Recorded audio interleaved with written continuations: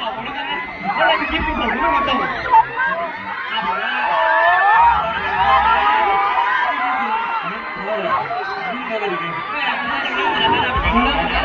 ผมเริ่มตรงนี้นะได้เลยเดี๋ยวไม่เดี๋ยวแต่ไปเริ่มตรงนี้ดีกว่างั้นคุณส่งไปแล้วคุณส่งไม่ส่งเลยทุกคนพร้อมไหมครับไม่พอนี่เราถามพร้อมกันหนึ่งทุกคนพร้อมไหมไปเลย5 โมงจะแบบทุกคนพร้อมไหมครับได้อยู่พี่ดิ๊กให้ต่อไปเฟลลี่บาบู